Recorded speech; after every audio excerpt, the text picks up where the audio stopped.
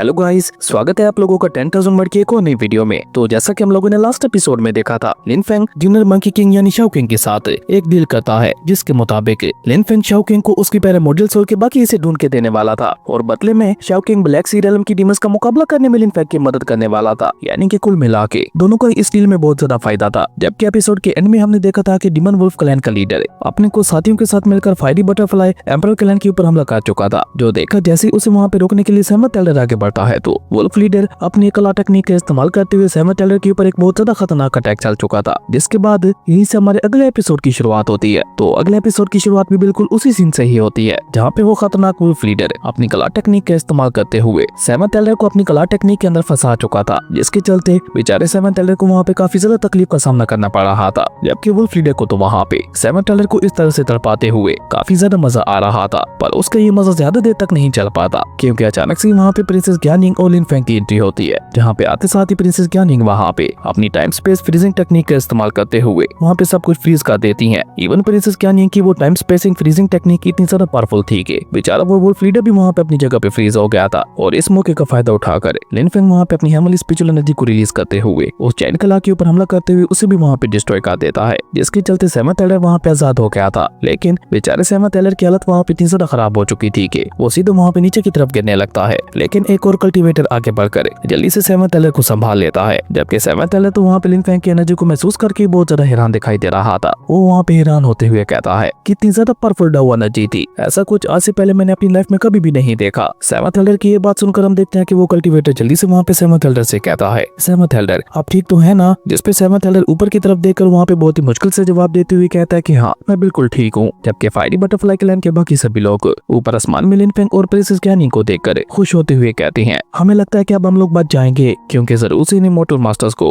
हेमन ने हमारी मदद करने के लिए भेजा होगा। वहीं लिन फेंग को इस तरह से अपने सामने आते हुए देखकर वो वुल्फ लीडर तो और भी ज्यादा गुस्सा हो गया था। वो गुस्से से चिल्लाते हुए लिन फेंग से कहता है, तो तुम ही हो वो घटिया ह्यूमन कल्टीवेटर जिसने मेरे क्लैन के बाकी लोगों को मारा था। देखना अब कैसे मैं तुम यहाँ पे मौत के घाट उतार कर अपने साथियों की मौत का तुमसे बदला लेता हूँ। उस वुल्फ लीडर की ये बात सुनकर लिन फेंग उसे वहाँ पे कोई भी जवाब दे पाता। उससे पहले शाओ टियान वहाँ पे नाटक करते हुए इधर उधर देखकर कहता है, तुम और तुम्हारे घटिया कुत्ते अभी भी बचे हैं। मुझे तो लगा था कि मेरे मास्टर ने पिछली बार तुम्हारे पूरे के पूरे क्लैन को खत्म कर दिया था, पर बेवकूफ कहेंगे, जब पिछली बार तुम लोग बच ही गए थे तो दोबारा यहाँ पे मरने के लिए क्यों आ गए? अब जैसे ही शाओ टियान उन लोगों को वहाँ पे कुत्ता कहता है तो वुल्फ लीडर तो वहाँ पे गुस्से से पागल हो गया था। वो शाओ टियान को देखकर गुस्से से गुर्राने लगा था, देखा मैंने कहा था ना कि ये सभी लोग बिल्कुल कुत्तों की तरह है, देखो तो सही कैसे कुत्तों की तरह हमें दांत दिखा रहा है, जैसे कि उसे कोई हड्डी चाहिए हो। शाओ टियान की ये सारी बातें सुनकर तो हम देखते हैं कि वो वुल्फ लीडर वहाँ पे गुस्से से पूरी तरह से पागल हो चुका था। वो गुस्से से वहाँ पे अपनी डिमोनिक एनर्जी को अनलीश करते हुए शाओ टियान से कहता है, घटिया पंछी कहेंगे, ये किंग आज तुम्हें ऐसी भयानक मौत देगा कि तुम्हें कोई कब्र भी नसीब नहीं होगी। और ये कहकर वो वहाँ पे जल्दी से अपने मोटर गॉड किंग लेवल के वेपन को बाहर निकाल लेता है, जो कि असल में एक वुल्फ फार्मर था। पर उस वुल्फ फार्मर के चलते वुल्फ लीडर वहाँ पे काफी ज्यादा ताकतवर हो चुका था, जिसकी पावर को महसूस करके तो अब शाओ टियान भी वहाँ पे घबराने लगा था। लेकिन ये तो कुछ भी नहीं था, क्योंकि सामने की तरफ हम देखते हैं कि वुल्फ फार्मर को पहनने के बाद उस वुल्फ लीडर का साइज वहाँ पे बहुत ज्यादा बड़ा हो चुका था, जो कि शाओ टियान को देखकर गुस्से से गुर्राते हुए कहता है, आज तो मैं तुम्हें पूरी तरह से डिवोर कर लूंगा। जो देखकर तो शाओ टियान वहाँ पे घबराते हुए कहता है, तुम तो वाकई में एक भयानक कुत्ते निकले। और ये कहकर शाओ टियान वहाँ पे चिल्लाते हुए कहने लगा था, मास्टर प्लीज मुझे बचा लीजिए, ये भयानक कुत्ता मुझे खा जाएगा। और ये कहकर शाओ टियान जल्दी से वहाँ से भागता हुआ लिन फेंग के पीछे जाके छुप गया था। वहीं उस वुल्फ लीडर को इस तरह से बड़ा होते हुए देखकर सहमत टेलर वहाँ पे चिल्लाते हुए लिन फेंग से कहता है, बेनिफैक्टर प्लीज अपना ध्यान रखिएगा, क्योंकि ये कि मोटर गॉड किंग लेवल के वेपन का इस्तेमाल कर रहा है। लेकिन अभी सहमत टेलर वहाँ पे लिन फेंग को सुधार कर ही रहा था कि उससे पहले ही हम देखते हैं कि वुल्फ लीडर वहाँ पे मौके का फायदा उठाकर लिन फेंग के ऊपर एक बहुत ज्यादा खतरनाक अटैक चल देता है, जो कि कहने को तो बहुत ज्यादा पावरफुल था। लेकिन लिन फेंग उस अटैक को बहुत ही आसानी के साथ डॉज करते हुए साइड पे हो जाता है। पर भले लिन फेंग वहाँ पे उस खतरनाक अटैक से बच गया था, लेकिन जैसे ही वुल्फ लीडर का वो खतरनाक अटैक जाकर नीचे जमीन के साथ टकराता है तो वो पूरे के पूरे फायरी बटरफ्लाई क्लैन के अंदर तबाही मचाने लगा था, जो देखकर फायरी बटरफ्लाई क्लैन के लोग अपनी अपनी जान बचाकर वहाँ से भागने लगते हैं। जो देखकर अब लिन फेंग भी वहाँ पे सीरियस होते हुए कोल्ड ट्यून में उस वुल्फ लीडर से कहता है कि अब बस बहुत हो गया। और ये कहकर लिन फेंग भी ऊपर आसमान में उठते हुए अपने सोर्ड आर्ट फॉर्मेशन को एक्टिवेट कर देता है, जो कि जैसे ही वहाँ पे एक्टिवेट होता है तो उसके अंदर से गॉड किलिंग सोर्ड निकलकर बाहर आने लगती है। और बेचारा वो वुल्फ लीडर वहाँ पे कुछ सोया समय पाता, उससे पहले लिन फेंग वहाँ पे अपने गॉड किलिंग सोर्ड का इस्तेमाल करते हुए उसके ऊपर एक बहुत ज्यादा खतरनाक अटैक चल चुका था, जहाँ उस गॉड किलिंग सोर्ड को अपनी तरफ आते हुए देखकर वुल्फ लीडर घबराते हुए अपने मन में कहता है, इस सोर्ड की पावर तो डिवाइन गॉड किंग रियलम की लग रही है, लेकिन ये कैसे पॉसिबल है? नहीं नहीं, ऐसा नहीं हो सकता, जरूर से ये कोई इल्यूजन होगा। लेकिन इससे आगे वो लीडर वहाँ पे कुछ भी कह पाता। उससे पहले लिन फेंग की गॉड किलिंग सोड आकर वहाँ पे उसके साथ टकरा जाती है, जिसके चलते उसका इमॉर्टल गॉड किंग लेवल का आर्मर एक ही झटके के साथ वहाँ पे डिस्ट्रॉय हो जाता है। और ऐसा होते ही हम देखते हैं कि वो खुद भी वहाँ पे खिसकते हुए काफी पीछे चला गया था, लेकिन वो जल्दी वहाँ पे खुद को संभाल कर एक वॉइड गेट पोर्टल को ओपन करते हुए वहाँ से भाग जाता है, क्योंकि वो वहाँ पे समझ चुका था कि अगर ये इंसान अपने एक ही अटैक के साथ उसके इमॉर्टल गॉड किंग लेवल के वेपन को डिस्ट्रॉय कर सकता है, तो अपने दूसरे अटैक के साथ तो वो उन सभी को वहाँ पे जान से मार देगा। इसलिए वो वहाँ से भागने में ही अपनी सलामती समझता है। इवन वो तो वहाँ पे इतना ज्यादा डर गया था कि वो अपने साथियों को भी वहाँ से लेकर नहीं जाता, जबकि अपने लीडर को वहाँ पे इस तरह से भागते हुए देखकर तो बेचारे उसके साथियों का तो वहाँ पे मुंह ही खुला का खुला रह गया था। उन्हें वहाँ पे यकीन ही नहीं हो पा रहा था कि उनका लीडर उन्हें वहाँ पे छोड़कर भाग गया। और तभी एक वुल्फ कल्टीवेटर वहाँ पे अपने साथी की तरफ देखते हुए उससे कहता है, कहीं मैं कोई सपना तो नहीं देख रहा, या फिर वाकई मास्टर हमें छोड़कर भाग गए। जिस पे एक दूसरे डिमोनिक वुल्फ घबराते हुए उससे कहता है, नहीं नहीं, ये बिल्कुल सच है, पर अब हम लोग अपने लीडर के बगैर क्या करेंगे? ये ह्यूमन कल्टीवेटर तो इस तरह से हम सभी को जान से मार देगा, और हमें नहीं लगता कि हम लोग इतने ज्यादा ताकतवर हैं कि अकेले इसका मुकाबला कर सके। और सेम यही सब बाकी के डिमोनिक वुल्फ भी कहने लगे थे। लेकिन तभी एक डिमोनिक वुल्फ वहाँ पे अपने साथियों का हौसला बढ़ाते हुए उन लोगों से कहता है, तुम लोग शायद एक बात भूल रहे हो, हम लोग डिमोनिक वुल्फ क्लैन से बिलोंग करते हैं, जहाँ पैदा होने से लेकर अब तक हम लोग इस क्रूअल वर्ल्ड के अंदर सर्वाइव करते हुए आ रहे हैं। यानी कि हम लोग हर रोज मौत से लड़ते हुए आ रहे हैं। हमारा तो काम ही है मौत को मात देना। आज भी बस हम लोगों को यहाँ पे अपनी मौत का मुकाबला करना है। आज तक न जाने कितने ही एंसेस्टर्स हमें बचाते हुए जान से मारे गए। तुम लोग ऐसा समझ लो कि हमारी ये जिंदगी हमारे एंसेस्टर्स की दी हुई है, तो ऐसा समय है उनके एहसानों का बदला चुकाने का। आज चाहे कुछ भी हो जाए, हम लोग अपनी जान देकर भी इस ह्यूमन कल्टीवेटर को अपने मास्टर तक नहीं पहुंचने देंगे। उन लोगों की सारी बातें सुनकर हम देखते हैं कि सामने की तरफ मौजूद शाओ टियान वहाँ पे इमोशनल होते हुए कहता है, मैंने ये कभी नहीं सोचा था कि मेरा यहाँ पे ऐसे हीरो टाइप के वुल्फ के साथ भी मुकाबला होगा, पर कोई बात नहीं, अब डेस्टिनी को भला कौन टाल सकता है। हालांकि ऐसे हीरो टाइप के लोगों से मैं लड़ना तो नहीं चाहता, पर अब मजबूरी है, ये तो करना ही पड़ेगा। और ये कहकर शाओ टियान अपने मास्टर लिन फेंग से कहता है, मास्टर इन लोगों को आप मेरे ऊपर छोड़ दीजिए। इन सभी बहादुर वॉरियर्स के साथ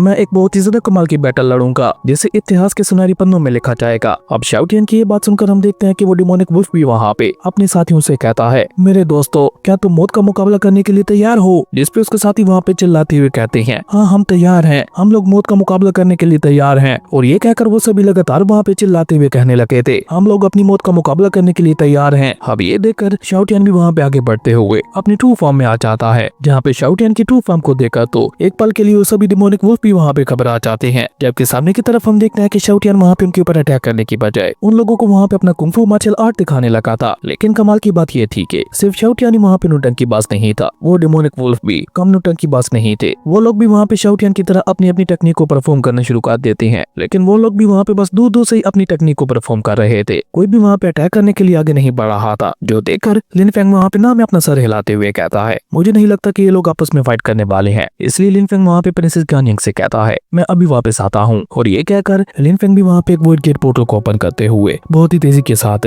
वो वुल्फ लीडर के पीछे चला गया था, जो कि बहुत ही तेजी के साथ भागते हुए अपने क्लैन की तरफ जा रहा था। और साथ ही साथ वो वहाँ पे लिन फेंग के बारे में सोचकर परेशान होते हुए भी कह रहा था कि आखिर हमारे ब्लैक सी रियलम के अंदर इतना ज्यादा पावरफुल कल्टीवेटर कब से और कहां से आ गया, जो कि इमॉर्टल गॉड किंग लेवल के वेपन को भी अपने सिर्फ एक ही अटैक के साथ डिस्ट्रॉय कर सकता है। शुक्र है मैं समय रहते ही अपनी जान बचाते हुए वहां से भाग निकला, वरना अब तक तो मैं वहां पे मार जा चुका होता। लेकिन अभी ये सब कहकर वो वहां पे खुश हो ही रहा था कि तभी उसे वहां पे अपने कानों में लिन फेंग की आवाज सुनाई देती है, जो कि वहां पे कोल्टून में उस वुल्फ लीडर से कह रहा था, क्या मैंने तुम्हें यहाँ से जाने की इजाजत दी जो तुम यहाँ से भागे जा रहे हो? लिन फेंग की आवाज सुनकर वो वुल्फ लीडर वहाँ पे घबराते हुए एक ही झटके के साथ अपनी जगह पे रुक जाता है। और जब दोबारा वो वहाँ पे अपना सर उठाकर सामने की तरफ देखता है तो लिन फेंग की गॉड किलिंग सोड उसके ऊपर अटैक करने के लिए उसके सामने मौजूद थी, जो देखकर वो वुल्फ लीडर वहाँ पे घबराते हुए कहता, नहीं ऐसा नहीं हो सकता, तुम मेरे पीछे पीछे यहाँ पे कैसे आ गए? पर तुम यहाँ पे तो आ गए, लेकिन मुझे मारने की सोचना भी माते, क्योंकि मेरा बड़ा भाई ब्लैक सी पैलेस के एक एल्डर है, और तुम सोच भी नहीं सकते कि ब्लैक सी रियलम के अंदर ब्लैक सी पैलेस के एल्डर होना कितनी ज्यादा बड़ी बात है। अगर अब तुमने मुझे यहाँ पे टच करने की भी कोशिश की तो मेरा बड़ा भाई तुम्हारे साथ साथ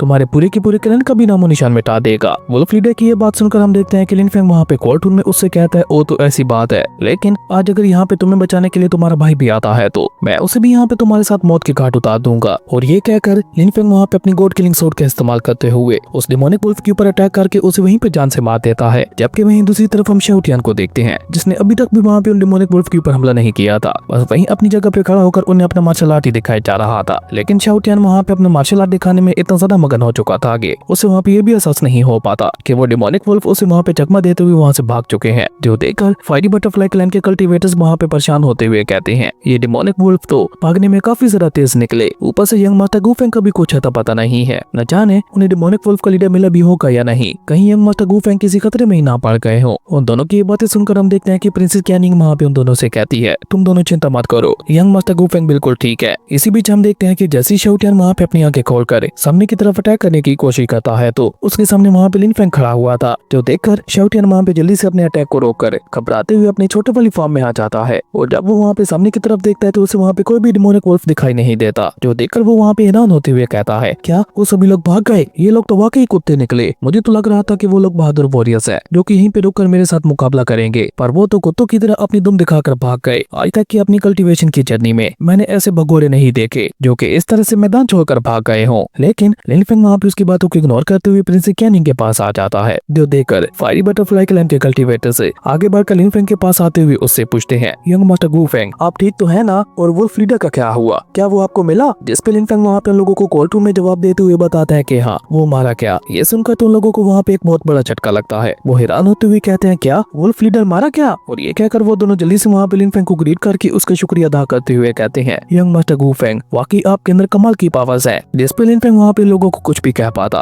उससे पहले शाओटियान बीच में आकर वहाँ पे लोगों से कहता है कि ये तो कुछ भी नहीं था, अभी तक तो तुम लोगों ने मेरे मास्टर की ट्रू एबिलिटीज को देखा ही नहीं है, वो इससे भी ज्यादा अमेजिंग काम कर सकते हैं। जिस पे दूसरा कल्टीवेटर वहाँ पे घबराते हुए लिन फेंग से कहता है यंग मास्टर गू फेंग वो सब तो ठीक है, लेकिन डेमोनिक वुल्फ क्लैन ने इस मैटर को इतनी आसानी से नहीं जाने देगा, वो लोग जरूर से दोबारा आपके ऊपर हमला करने की कोशिश करेंगे। जिस पे लिन फेंग वहाँ पे मुस्कुराते हुए उन लोगों से कहता है कोई बात नहीं, आने दो उन्हें, मैं संभाल लूंगा, और अगर वो लोग यहाँ पे नहीं भी आते तो जब मैं सीक्रेट एलम वाली अभ्यास से वापस लौटूंगा तो मैं खुद ही डेमोनिक वुल्फ क्लैन के साथ अपना सारा पुराना हिसाब किताब क्लियर कर लूंगा। लिन फेंग की ये बात सुनकर तो हम देखते हैं कि उन दोनों कल्टीवेटर्स को वहाँ पे एक और बहुत बड़ा झटका लगता है। वो दोनों ही अपने मन ही मन में लिन फेंग से इंप्रेस होते हुए कहते हैं आखिर यंग मास्टर गू फेंग का बैकग्राउंड है क्या, एक इतना बड़ा इवल क्लैन है उनकी जान के पीछे पड़ चुका है, लेकिन उन्हें इस बात की ज्यादा परवाह नहीं है। इससे तो यही साबित होता है कि वो किसी बहुत ही ज्यादा स्ट्रॉन्ग बैकग्राउंड से बिलोंग करते हैं, क्योंकि ऐसा कमाल का जज्बा किसी आम इमोर्टल कल्टीवेटर के अंदर नहीं हो सकता। वहीं उन दोनों कल्टीवेटर्स को वहाँ पे चुप देखकर शाओटियान को लगता है कि वो लोग अभी भी वहाँ पे घबरा रहे हैं, इसलिए शाओटियान उनके सामने जाकर वहाँ पे मुस्कुराते हुए उन लोगों से कहता है तुम लोग परेशान क्यों हो रहे हो, मेरे मास्टर तो इतने ज्यादा पावरफुल हैं कि अगर वो चाहे तो ब्लैक सी पैलेस के लीडर तक को भी जान से मार दे। शाओटियान की ये बात सुनकर तो हम देखते हैं कि बेचारे उन दोनों कल्टीवेटर्स का मुंह ही वहाँ पे खुला का खुला रह जाता है, और वो दोनों ही वहाँ पे हैरान होकर लिन फेंग को देखते हुए कहते हैं यंग मास्टर गू फेंग क्या ये वाकई सच है? जिस पे लिन फेंग वहाँ पे कोर्ट रूम में उन दोनों से कहता है कि वो सब छोड़ो और मुझे ब्लैक सी पैलेस के मास्टर के बारे में बताओ। लिन फेंग की ये बात सुनकर हम देखते हैं कि वो दोनों ही वहाँ पे लिन फेंग को ब्लैक सी पैलेस के मास्टर के बारे में बताते हुए कहती हैं वो बहुत ही ज्यादा घटिया किस्म का इंसान है, वो ब्लैक सी रियलम के अंदर मौजूद हर एक क्लैन को अपना गुलाम बनाना चाहता है। इस पर भी हम लोग ब्लैक सी पैलेस के मास्टर को खुश करने के लिए सीक्रेट रियलम के अभ्यास के अंदर जाकर क्रिस्टल स्टोन्स को इकट्ठा कर रहे थे, ताकि हम लोग ब्लैक सी पैलेस के मास्टर को ट्रिब्यूट देते हुए उसे खुश कर सके। उन लोगों की ये बात सुनकर प्रिंसेस कैनिंग वहाँ पे उदास होते हुए लिन फेंग से कहते हैं कि मुझे तो लगता है कि यहाँ पे जंगल का कानून है, जो जितना ज्यादा कमजोर होगा उससे उतना ही ज्यादा दबाया जाएगा, यानी कि जिस क्लैन के पास जितने ज्यादा रिसोर्सेज कम होंगे उसकी हालत यहाँ पे उतनी ज्यादा खराब होगी। अगर हम लोगों को यहाँ पे चेंजिंग लानी है तो उसके लिए हम लोगों को यहाँ पे खुद को और भी ज्यादा ताकतवर बनाना होगा। प्रिंसेस कैनिंग की ये बात सुनकर हम देखते हैं कि लिन फेंग भी वहाँ पे सीरियस होते हुए उससे कहता है कि तुम बिल्कुल ठीक कह रही हो, अब हम लोगों को यहाँ पे कुछ करना होगा। और ये कहकर लिन फेंग वहाँ पे उन दोनों कल्टीवेटर से कहता है कि हम लोग कुछ दिनों के लिए अभ्यास के अंदर जा रहे हैं, पर हो सकता है कि हम लोगों की गैर हाजिरी में डेमोनिक वुल्फ क्लैन यहाँ पे हमला करे, तो जब तक मैं यहाँ पे वापस नहीं आ जाता तब तक तुम लोगों को उन्हें यहाँ पे संभालना होगा। पर फिक्र मत करो, मैं जल्दी वापस आ जाऊंगा, पर अगर तुम लोग चाहो तो तुम हमारे साथ वहाँ पे आ सकते हो। लिन फेंग की ये बात सुनकर हम देखते हैं कि वो कल्टीवेटर वहाँ पे आगे बढ़ते हुए लिन फेंग से कहता है कि हमारा क्लैन ज्यादा बड़ा नहीं है, हमारा क्लैन आराम से स्पिरिचुअल बीट के अंदर आ सकता है, तो हम लोग भी आपके साथ ही जाएंगे। उस कल्टीवेटर यानी कि सेवा टेलर की ये बात सुनकर लिन फेंग भी वहाँ पे मुस्कुराते हुए हमें अपना सर हिला देता है। खैर उसके बाद सीन चेंज होता है, हमें सबसे पहले तो वहाँ पे फायरी बटरफ्लाई क्लैन के डिवाइन फॉरबिडन लैंड का सीन दिखाया जाता है, जहाँ पे अचानक से एक वोड गेट पोर्टल ओपन होता है, जिसके अंदर से ज़ोउ यू अपने ग्रैंडफादर के साथ बाहर आती है। यहाँ पे बाहर आते साथ ही माता मू यान तो उदास होते हुए कहते हैं मुझे लगता है मैं बहुत ज्यादा बूढ़ा हो चुका हूँ, क्योंकि एंसेस्ट्रल वेपन ने तो मुझे पहचाना ही नहीं, जिसके चलते मैं अपने क्लैन की रक्षा करने के लिए एंसेस्ट्रल वेपन को ले ही नहीं पाया। पर अच्छी बात यह है कि ज़ोउ यू ने वहाँ पे एक इमोर्टल गॉड किंग लेवल के वेपन को हासिल कर लिया है, पर अभी क्योंकि ज़ोउ यू की कल्टीवेशन बहुत ज्यादा लो है तो वो इस इमोर्टल गॉड किंग लेवल के वेपन को आते इमोर्टल रियलम तक ही इस्तेमाल कर सकती है। अभी ज़ोउ यू के लिए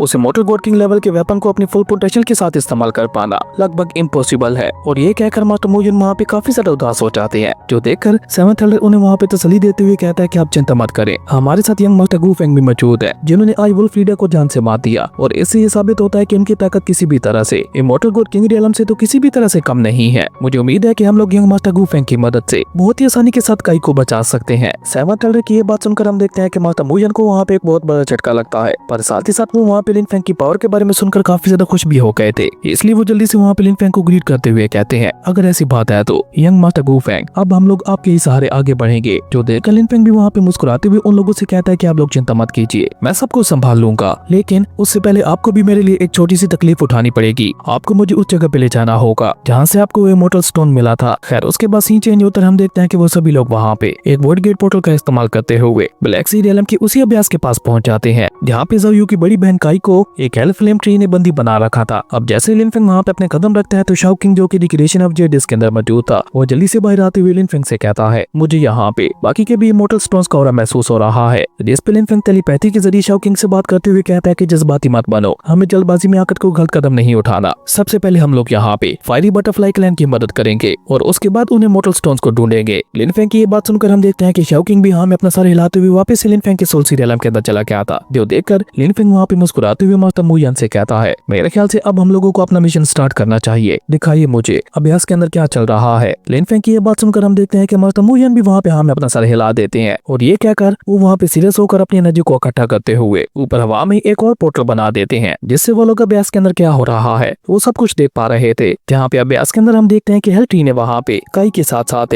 फायरी बटरफ्लाई क्लैन के और भी काफी सारे मेंबर्स को वहाँ पे बंदी बना रखा था, जहाँ पे उन सभी लोगों की हालत बहुत ज्यादा खराब दिखाई दे रही थी। और तभी हेल ट्री वहाँ पे फायरी क्लैन के एक मेंबर को ऊपर हवा में उठाते हुए उसे अपने सामने ले आता है, जिसके बाद वो वहाँ पे अपनी रिबोरिंग टेक्निक का इस्तेमाल करते हुए उसकी सोल ब्लड लाइन को वहाँ पे खींचना शुरू कर देता है, जिसमें बेचारी उस कल्टीवेटर को वहाँ पे काफी ज्यादा पेन हो रहा था। लेकिन हेल ट्री उसके ऊपर कोई भी रहम ना दिखाते हुए उसकी सोल ब्लड लाइन को जबरदस्ती उसकी बॉडी से खींचकर बाहर निकालते हुए सीधा एक आर्टिफैक्ट के अंदर डाल देता है। और ऐसा होते ही वो लड़की वहीं पे गिर कर बेहोश हो जाती है। जो देखकर कई वहाँ पे परेशान होकर चिल्लाते हुए कहती है, नहीं 18th सिस्टर, आप मुझे अकेला छोड़कर नहीं जा सकती। जबकि सामने की तरफ हम देखते हैं कि हेल ट्री तो वहाँ पे उसकी सोल को डिवोर करने के बाद ज्यादा खुश दिखाई नहीं दे रहा था। वो उल्टा वहाँ पे गुस्सा होते हुए कहता है, ये तो बिल्कुल भी अच्छी नहीं थी, जितना ज्यादा मैंने सोचा था तुम्हारा क्लैन तो उससे भी ज्यादा कमजोर निकला। और ये कहकर हेल ट्री वहाँ पे काई की तरफ इशारा करते हुए कहता है, मुझे लगता है तुम में जरूर कोई खास बात है, तुम मेरे काम आ सकती हो। और ये कहकर हेल ट्री वहाँ पे अपनी डिमोनिक रूट्स का इस्तेमाल करते हुए काई की बॉडी को जगड़ना शुरू कर देता है और उसे भी अपनी डिमोनिक रूट्स का इस्तेमाल करके ऊपर आसमान में उठाते हुए अपने सामने ले आता है। हालांकि कई वहाँ पे छूटने की कोशिश तो बहुत ज्यादा कर रही थी, लेकिन उसकी किसी भी कोशिश का वहाँ पे उन डिमोनिक रूट्स के ऊपर कोई भी असर नहीं हो रहा था। तभी हेल ट्री वहाँ पे आगे बढ़कर एक डेविल स्माइल करते हुए दोबारा से अपनी डिवोरिंग टेक्निक का इस्तेमाल करते हुए काई की सोल को भी डिवोर करना शुरू कर देता है। जो देखकर बाकी के कल्टीवेटर्स वहाँ पे चिल्लाते हुए कहने लगे थे, नहीं रुक जाओ, ऐसा मत करो। पर वो लोग जितना ज्यादा हेल ट्री को रोक रहे थे, हेल ट्री को वहाँ पे उतना ज्यादा मजा आ रहा था, पर उसका ये मजा ज्यादा देर तक नहीं टिक पाता, क्योंकि अचानक से वहाँ पे लिन फेंग की एंट्री होती है, जो कि आते साथ ही वहाँ पे अपनी डाउ एनर्जी का इस्तेमाल करके time and space freezing technique का इस्तेमाल करता है, जिसके चलते अभ्यास के अंदर सब कुछ फ्रीज हो गया था। हेल ट्री जो कि खुद को बहुत ज्यादा पावरफुल समझता था, वो भी वहाँ पे अपनी जगह से नहीं हिल पा रहा था। जो देखकर तो बेचारे हेल ट्री को वहाँ पे अपनी आंखों पे यकीन ही नहीं हो पा रहा था। वो अपनी आंखें उठाकर ऊपर आसमान की तरफ देखता है, जहाँ पे एक वॉइड गेट पोर्टल बन रहा था, जिसे देखकर वो वहाँ पे गुस्से से चिल्लाते हुए कहता है कि कौन है, किसकी हिम्मत हुई मेरे मैटर के अंदर इंटरफेयर करने की। और इसी कमाल के सीन के साथ ही हमारी अमेजिंग एपिसोड यहीं पे खत्म हो गया था। दोस्तों अगर आप लोगों को ये वीडियो अच्छी लगी तो लाइक कर दें और अगर चैनल पे नए आए हो तो सब्सक्राइब करते जाना। तो मिलते हैं एक न्यू वीडियो में, तब तक के लिए बाय।